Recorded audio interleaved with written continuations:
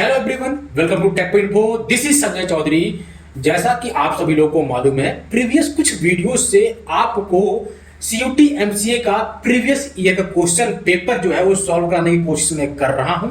अभी तक आपको कंप्यूटर सेक्शन का कंप्लीट वीडियो मिल गया है, लॉजिकल रीजनिंग का कंप्लीट वीडियो मिल चुका है, इसके अलावा जनरल अवेयरनेस का पार्ट 1 आपको मिल चुका है। ये जो वीडियो मैं बना रहा हूं ये पार्ट 2 है। इसके बाद जनरल अवेयरनेस कि कोई भी क्वेश्चन नहीं बचेगा, ठीक। एंड मैथमेटिक्स का आपको एक वीडियो मिल गया है, इसके बाद आपको और भी वीडियो मैथमेटिक्स के भी मिल जाएंगे, ठीक है। तो आई होप आपको इससे काफी हेल्प मिल रहा होगा। अगर आपको हेल्प मिल रहा है तो कमेंट सेक्शन में कमेंट करिए कि इट इज वेरी हेल्पफुल। तो वीडियो को हम आगे बढ़ाते हैं। प्रीवियस वीडियो में मैंने क्वेश्चन नंबर 1 से लेकर के क्वेश्चन नंबर 14 तक कवर किया था। ये था आपका क्वेश्चन नंबर 14 मैंने कवर कर दिया था, ठीक है, कि ऑथर का नाम था एंड उस ऑथर के नाम पे कौन सी बुक लिखी गई थी जो यहां पर दिया गया है, तो ये बुक्स के नाम थे, ये मैंने कवर कर दिए थे। अब आते हैं क्वेश्चन नंबर 15 पे। 15 नंबर क्वेश्चन बहुत ही आसान है, ठीक है, और ये सभी के लिए है। सभी का मतलब हो गया कि उनके लिए जो हिंदी वाले हैं, उनके लिए जो इंग्लिश वाले हैं, सबके लिए है, ठीक है। तो हम क्वेश्चन को पढ़ते हैं। क्वेश्चन कह रहा है which company manufactured the ambassador car. Ambassador जो कार है कौन सी कंपनी द्वारा मैन्युफैक्चर किया जाता है। इसका सिंपल जवाब है कि option number 4 that is Hindustan motor limited. यही कंपनी है जो कि एम्बेसडर कार को मैन्युफैक्चर करती है, राइट। क्वेश्चन नंबर 16 है choose the odd one out, यानी कि इसमें से कौन सा जो ऑप्शन दिए गए हैं उनमें से कौन सा अलग है, ठीक है। जैसे कि पहले है मोहम्मद रफी, तो आपको पता है मोहम्मद रफी जी एक सिंगर है, सिंगर थे, अब नहीं रहे दुर्भाग्यवश। इसके अलावा केएल सहगल को आप जान रहे होंगे, अगर उनके गाने सुने होंगे तो ये भी एक जो है सिंगर थे। इसके अलावा अदनान समी ऑप्शन नंबर 4 ये भी एक सिंगर है जो कि पाकिस्तान के थे।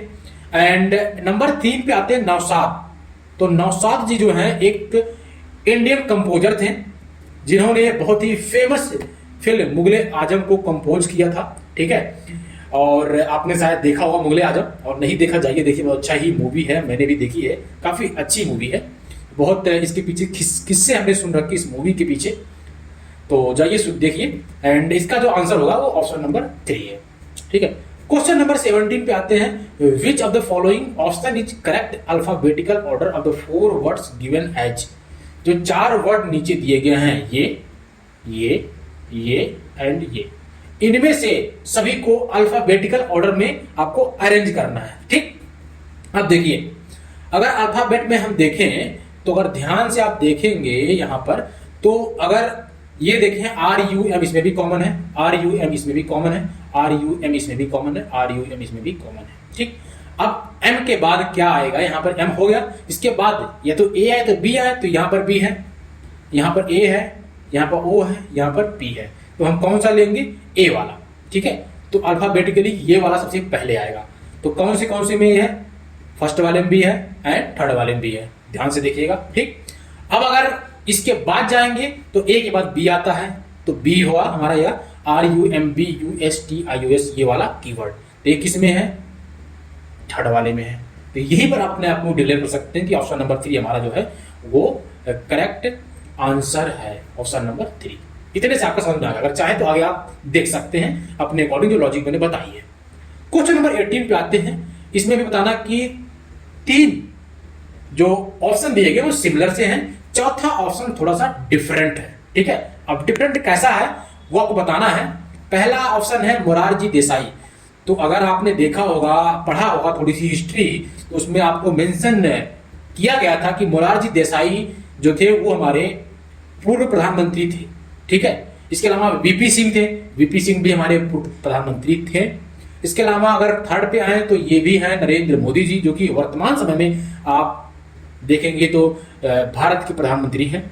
एंड चौथे पे आए सरदार पटेल जी। तो सरदार पटेल जी जो है ये जो है प्रधानमंत्री नहीं थे, ये थे आपके थे गृह मंत्री, यानी कि जिसको बोलते हैं होम मिनिस्टर। इसके अलावा डिप्टी पीएम, ठीक है, जैसे कि आजकल जो होता है डिप्टी सीएम होते हैं, तो उस टाइम वो डिप्टी पीएम थे, ठीक है, जिसको बोलते हैं उप प्रधानमंत्री, ठीक है। तो ये 2 पद इनके पास थे, तो ये कभी भी प्रधानमंत्री नहीं बने हुए थे, ठीक है। तो ये वाला जो ऑप्शन है ऑप्शन नंबर 4 ये अलग है, तो इसका जो आंसर है वो डी वाला है। 19 पे आए, which among the following words come first in the dictionary, dictionary में कौन सा सबसे पहले आएगा। ठीक है, तो भैया आप देखो 4 वर्ड दिए हैं, SHRUB शब्द, शटर, श्राउड, शटल, ये 4 वर्ड हैं। अब इसमें से डिक्शनरी के अकॉर्डिंग सबसे पहले कौन सा आएगा। देखिए SH सब में कॉमन है, क्या क्या कॉमन है, SH, SH, SH, SH, इसके बाद क्या आएगा। ठीक है, इसके बाद अगर आप देखेंगे यहाँ पर R है, यहाँ पर U है, यहाँ पर R है, यहाँ पर U है, तो U से पहले तो R कंफर्म में आएगा। तो हमारा जो है शटर वाला ऑप्शन खत्म, ये हो गया आपका खत्म। ठीक, एंड ये वाला भी खत्म हो गया शटर, ये वाला ऑप्शन नंबर 1 एंड 3 बचा हुआ है। इसमें से कौन होगा, R तो पहले आएगा, क्योंकि R से पहले के बाद क्या आएगा, U आएगा या O आएगा, तो हमारा क्या आएगा, O आएगा। तो अगर आप ध्यान से देखेंगे तो कौन सा ऑप्शन सही जा रहा है आपका, श्राउड, ऑप्शन नंबर 3, राइट, ये वाला ऑप्शन ठीक सही जा रहा है। ये आपका 19 का आंसर है, थर्ड। 20 पे आते हैं, which of the following is the correct alphabetical order of 4 words given below. 4 जो वर्ड दिए गए नीचे, इनको भी अल्फाबेटिकली अरेंज करना है। कैसे, जैसा कि आपने क्वेश्चन नंबर 17 किया था, एकदम सिमिलर सा क्वेश्चन ये भी है। ठीक है, आइए देख ही लेते हैं हम। देखिए पहला है स्पोर्ट, स्क्वैश, स्पोर्टिक, स्प्राउट। ठीक है, अब SP सब में है। ठीक है, अगर ध्यान से देखेंगे तो आपको SP सब में मिलेगा। देखिए यहाँ भी SP है, यहाँ भी SP, सॉरी नो SP तो सब में नहीं है, SP 3 में है, SP एंड SP, इसमें नहीं, इसमें SQ है। ठीक, तो ये बात तो आपका वैसे भी अगर आप देखेंगे P पहले आता है, उसके बाद Q आता है, तो ये वाला वैसे भी लास्ट में जाएगा। तो लास्ट में किस में है, इसमें भी है, इसमें भी है, 2 में है, तो ये वाला ऑप्शन आप कट कर सकते हैं ऐसे ही, 3rd एंड 4th वाला। ठीक है, क्योंकि ये लास्ट में जाएगा। ठीक है, इसके पहले ये तीनों आ जाएंगे।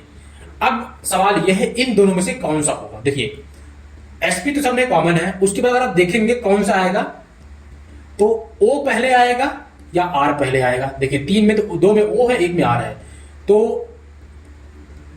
O पहले आएगा। ठीक है, अगर आप ध्यान से देखेंगे SPORT, SPORADIC, तो इन दोनों में से अगर आप देखेंगे तो आपका स्प्राउट पहले नहीं आएगा, या तो स्पोर्ट पहले आएगा या स्पोर्टिक आएगा पहले। ठीक है, अब कौन सा रखना है वो हमें ध्यान देना है। तो अगर मैं चेंज कर लेता हूं इसमें से, ठीक है, तो स्पोर्ट वाला जो ये ऑप्शन है वो अगर देखेंगे तो इसके बाद R आएगा, यहां भी R है, उसके बाद यहां पर T है, तो T बाद में आएगा, पहले A आएगा। ठीक है, तो ये वाला ऑप्शन आपका पहले आएगा, option number 2, sportic, sport, sprout, squash. तो 20 का जो आंसर है वो है आपका ऑप्शन नंबर 2 सही है, ऑप्शन नंबर 2 सही है, ये वाला। ठीक, 21 पे आते हैं। 21 में कह रहा है कि 2 स्टेटमेंट दिए गए हैं। ठीक है, one is labelled as a assertion and other is labelled as a reason. अगर आप देखिए होंगे, इतना मैंने वीडियो अभी तक बनाई है, उन सभी वीडियोज में आपको असर्शन एंड रीजन वाले क्वेश्चन बहुत मिले होंगे। तो इस तरह के क्वेश्चन में आप कंफ्यूज मत होइएगा, थोड़ा सा क्वेश्चन लंबा होता है। ठीक है, लेकिन पढ़ने पे इसको ज्यादा सॉल्व नहीं करना है, 1 मिनट भी टाइम देंगे, आराम से आप इसको सही आंसर बता सकते हैं। ठीक है, बस ध्यान से हमें पढ़ना होता है। ठीक, तो असर्शन में बोल रहा है carbon monoxide when inhaled cause death. Carbon monoxide अगर आप जो है निगल लेते हैं तो उससे आपका मृत्यु हो सकता है, आपकी डेथ हो सकती है, ये बिल्कुल सत्य बात है। ठीक, रीजन जो दिया गया क्या वो सही है, carbon monoxide combines with haemoglobin. Death हो जाती तो क्यों होती है, क्योंकि जो कार्बन मोनोऑक्साइड होती है वो होमोग्लोबिन के साथ मिक्स हो जाती है। ठीक है, तो जहां कार्बन मोनोऑक्साइड होगी वो भी हीमोग्लोबिन बनने की कोशिश करेगा या बन जाएगा, जिससे कि आपके शरीर में खून की मात्रा बहुत बढ़ जाती है, जिससे आपकी मृत्यु हो जाती है। तो मेरे हिसाब से both are correct and R is a correct explanation of A। तो इसका जो सही आंसर है वो फर्स्ट वाला है, 21 का। ठीक है, अब हम आते हैं 22 नंबर पे। 22 कह रहा है कि university in India are preferring traditional attire during convocations. Okay, ऐसा कि आप भी तैयारी कर रहे हैं किसी भी कॉलेज में एडमिशन लेने के लिए, एक अच्छी कॉलेज में एडमिशन मिल जाए किसी यूनिवर्सिटीज में। जब यूनिवर्सिटी से आप अपनी डिग्री लेके निकलेंगे तो वहां पर एक प्रोग्राम होता है, इसको बोलते हैं कन्वोकेशंस, इसको बोलते हैं हिंदी में दीक्षांत समारोह।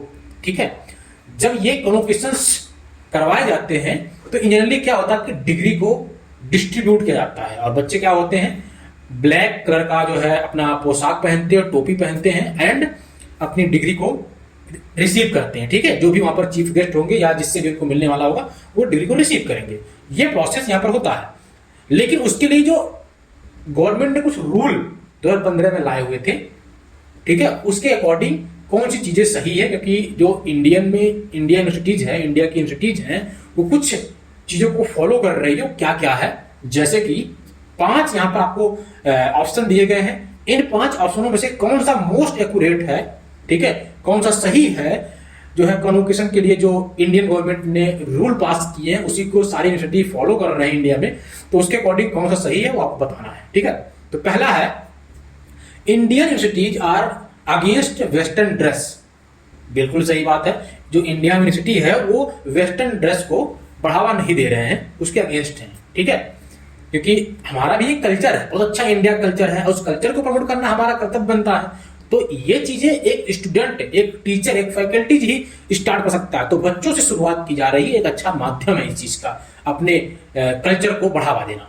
ठीक है, तो मेरे हिसाब से ए वाला सही है ऑप्शन। ठीक है, अब ए वाला किसमें किसमें सही है, देखिए इसमें नहीं है, इसमें नहीं है, तो हमारे पास 2 और 3 का ऑप्शन है। आप इसमें से कौन सा होगा वो देखना है। अगर देखेंगे बी वाला, Indian university want to promote traditional dresses, बिल्कुल सही है। इंडिया में जो यूनिवर्सिटी है वो हमारे जो ट्रेडिशनल ड्रेस हैं उनको प्रमोट करना चाहती है। ठीक है, हमारे जो अच्छे अच्छे ट्रेडिशनल ड्रेसेस हैं, जैसे कि अगर आप राजस्थान में जाएंगे तो राजस्थानी मिलेगा, अगर आप जाएंगे पंजाब में तो पंजाबी ड्रेस होते हैं। ऐसे अलग अलग राज्य के अलग अलग ड्रेस है, अलग अलग कल्चर है, उस ड्रेस को पहनना बहुत ही गर्व की अनुभूति होती है, तो उस चीज को बढ़ावा दिया जा रहा है। बिल्कुल सही बात है ये, तो ए और बी दोनों सही है। अब आते हैं कि सी सही होगा या डी सही होगा। सी क्या है कि Indian love to celebrate occasionally traditional. Indian जो होते हैं वो किसी भी ट्रेडिशन को ओकेजनली सेलिब्रेट करना काफी उन्हें अच्छा लगता है। ऐसा नहीं है, ओकेजनली नहीं, हम हमेशा सेलिब्रेट करना चाहते हैं। ठीक है, तो मेरे हिसाब से सी बात तो गलत है।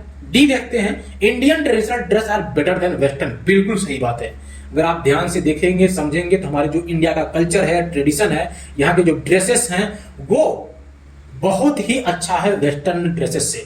ठीक है, क्योंकि अगर आप कोई भी, अगर मैं लेडीज की बात करूं, अगर वो एक साड़ी पहन के निकलती हैं तो वो बहुत ही अच्छा लगता है। ठीक है, ऐसे ही इंडिया का कल्चर है, इंडिया के कल्चर को लोग फॉलो कर रहे हैं, डेट इज वेरी गुड। तो यहाँ पर A B and D option number 3 सही है, ये वाला भी गलत हो गया। ठीक है, तो ऑप्शन नंबर 3 आपका सही है, राइट। 22 नंबर क्वेश्चन हो गया। 23 पे आते हैं। 23 भी असर्शन है, रीजन का क्वेश्चन है। ठीक है, तो इसमें हिंदी वाला पार्ट आप छोड़ सकते हैं, भी आप इंग्लिश वाला पढ़िए, क्योंकि ये ना पढ़े क्योंकि कंफ्यूज होंगे, क्योंकि अगर समझ में ना आए तो आप पढ़ सकते हैं। ठीक है, दिया गया given below 2 statement, one is labelled as assertion and other is as a reason. Same जो प्रोसेस आगे था पीछे वाले क्वेश्चंस में या प्रीवियस वीडियोस में, वो यही है कि असर्शन दिया गया, उसका रीजन दिया गया है, सही है या नहीं बताना है। ठीक है, ये आपका क्वेश्चन नंबर 23 में। तो कहा जा रहा है कि ग्वेटर, जिसको आप गलगंड बोलते हैं, हिंदी में यहां लिखा हुआ गलगंड, ग्वेटर। ठीक है, goitre is a common disease in mountains region. Okay, पहाड़ी जो क्षेत्र होते हैं वहां पर ग्वेटर एक रोग है जो कि बहुत ही कॉमन है। ठीक है, अब ये रोग क्यों होता है ये बताया जाएगा। The diet of people in mountains lakhs iodine content. Okay, तो गलकंड, या तो मुझे जो समझ में आ रहा है कि जो गला फूल जाता है, ऐसा कुछ होता है। आपने सुना होगा कि आयोडीन का इस्तेमाल करें, नहीं तो आपके जो गले होंगे सूज जाएंगे और जो है वो मोटा हो जाएगा, तो ऐसा कुछ समस्या आती है। वैसे ऐसी समस्याएं आजकल जो है बहुत कम आपको मिलेंगी, क्योंकि आजकल जो आयोडीन युक्त नमक सब लोग खा रहे हैं और हर जगह इजीली अवेलेबल भी है। ठीक है, तो इसका जो रीजन लिखा गया कि diet of people in mountains lakhs of iodine content. जो डाइट होता है माउंटेन पे, जो पर्वतों पे लोग रहते हैं, उसमें आयोडीन की कमी होती है। हाँ, बिल्कुल कमी होती है, लेकिन ये जो है नमक के माध्यम से हम उसको पूर्ति करने की कोशिश कर रहे हैं और इसी वजह से होता भी है। ठीक है, तो इसका जो आंसर है वो सही है, पहला वाला, कि वो दोनों आपका सही है। ठीक है, और इसका सही एक्सप्लेनेशन जो है वो ए है। ठीक है, तो पहला आंसर सही है। 24 पे आते हैं। 24 में 2 स्टेटमेंट दिए गए हैं। अब देखना यह है कि कौन सा स्टेटमेंट सही है। ठीक है, इसमें यह नहीं असर्शन रीजन अलग हो गया, 2 स्टेटमेंट दिए गए हैं, आपको बताने कौन सी स्टेटमेंट सही है। ठीक है, अगर आप ध्यान से देखेंगे तो स्टेटमेंट 1 स्टेटमेंट 2 लिखा गया। ये भी सिमिलर सा ही क्वेश्चन जैसा कि असर्शन एंड रीजन वाला। ठीक है, यहाँ पर स्टेटमेंट 1 स्टेटमेंट 2 नाम दे दिया गया है, ठीक है। सिमिलर सा ही क्वेश्चन है, ठीक है, बस नाम में चेंजिंग कर दिया गया है। कह रहा है कि इंडिया शुड इंगेज, पहले इसके ऊपर पढ़ते हैं, India has been continuously experiencing military threats from its neighbouring country, जो हमारे पड़ोसी देश हैं उनसे हमें जो है मिलिट्री का जो थ्रेट्स मिलता है, हमारे जो सैनिक हैं उनको जो धमकियां मिलती है, उससे जो है लगातार हमें खतरा बना रहता है। उसके लिए क्या करना चाहिए? पहला है कि India should engage into all out war to stop nagging threats, जो धमकियां मिल रही है उसके लिए इंडिया को एक बहुत ही खतरनाक जो है युद्ध करना चाहिए। तो देखिए भैया, युद्ध करेंगे तो सबका नुकसान होगा। चाहे मान लीजिए अगर इंडिया और चाइना की बात करूं तो इंडिया और चाइना अगर युद्ध करते हैं, दोनों देश बहुत ही बड़े हैं, ठीक है, और नुकसान दोनों को होगा, ठीक है। अब कौन सा देश जीते कौन सा हारेगा तो सेकंड बात हो गई, ठीक है। फर्स्ट और नुकसान दोनों कंट्री का होगा।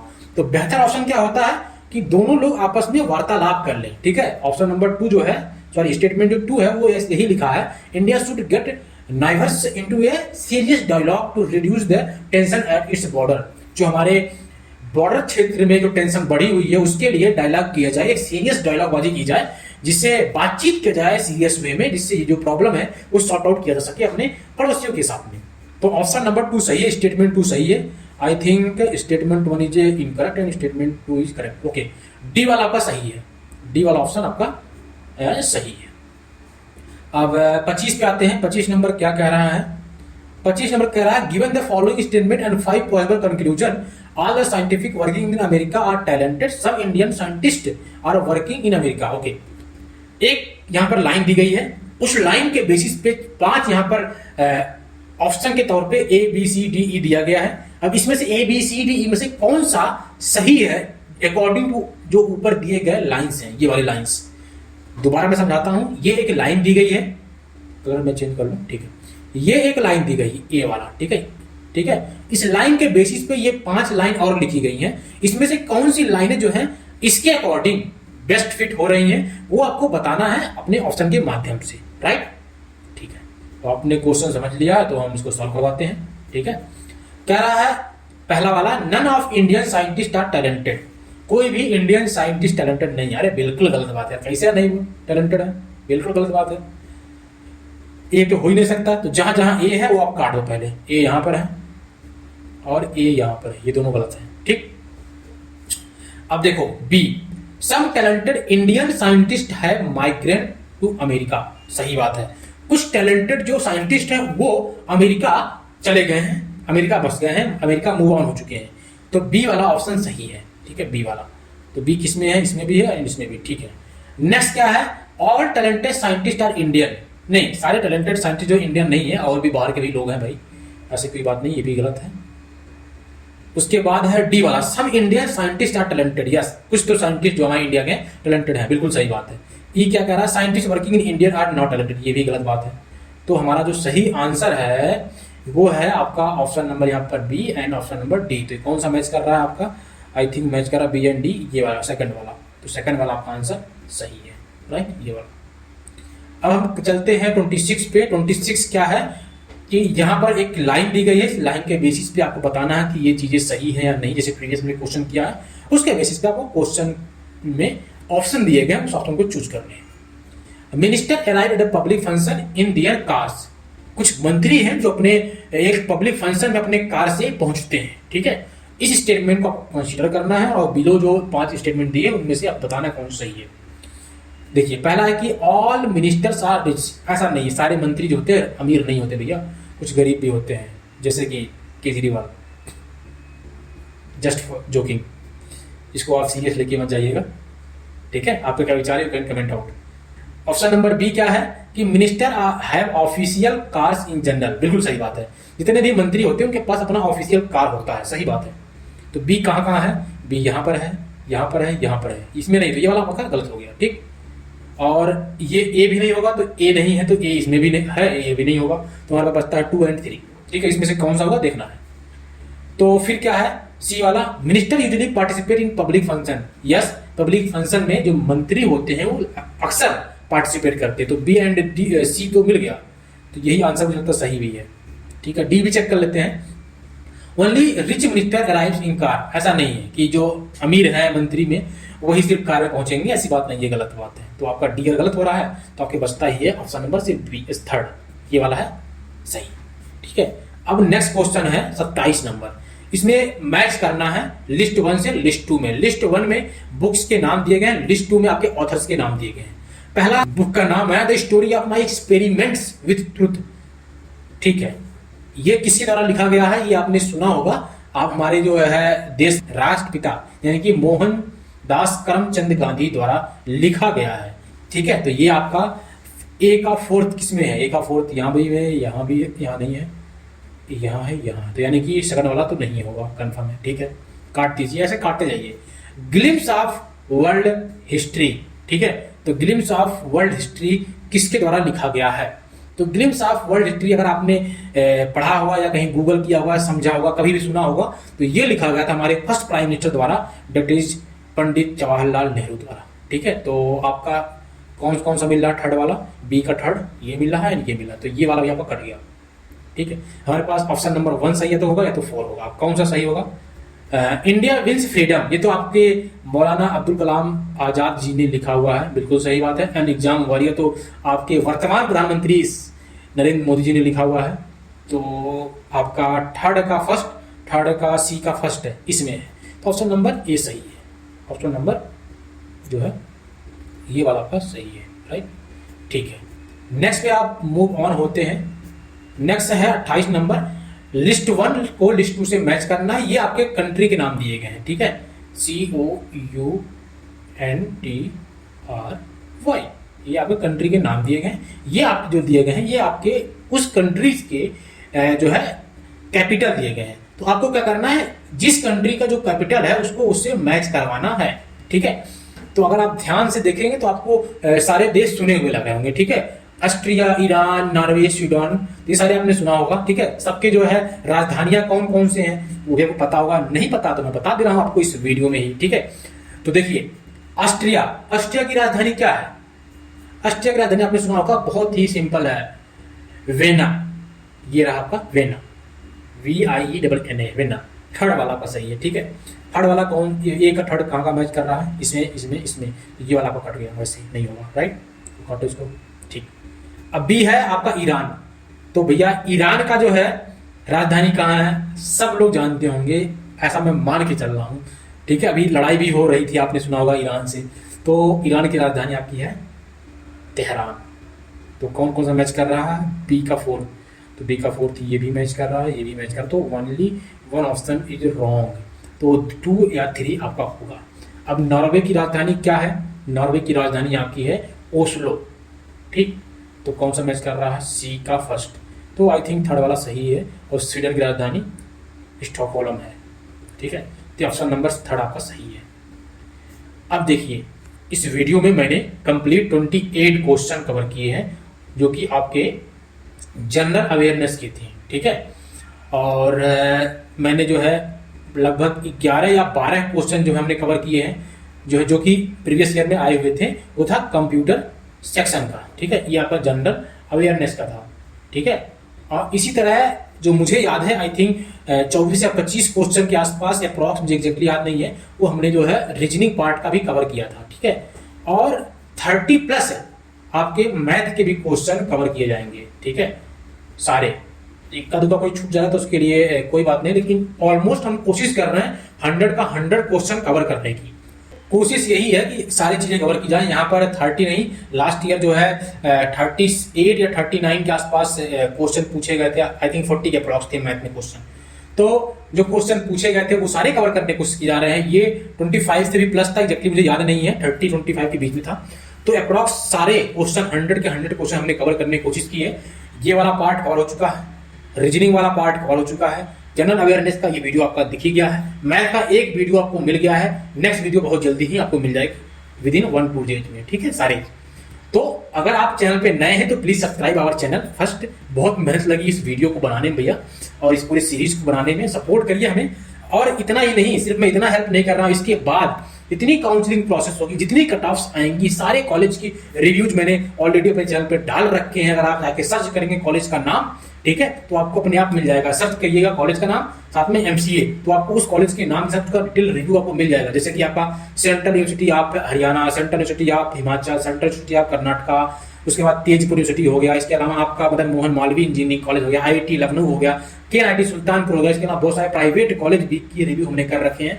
तो बहुत सारे वीडियोज हैं, जाइए देखिए, सारे कंटेंट आपको यहाँ मिल जाएगा। उसके लिए आपको please subscribe our channel and video अच्छा लगा प्लीज लाइक दिस वीडियो, फटाफट लाइक करो। कम से कम इस वीडियो का जो हम टारगेट रखते हैं लाइक का, 60 लाइक आना चाहिए इस वीडियो पे, ये मेरा टारगेट है। ये टारगेट हमें उम्मीद है आप लोग पूरा कर देंगे। Thank you for watching, we will meet very soon in our next video.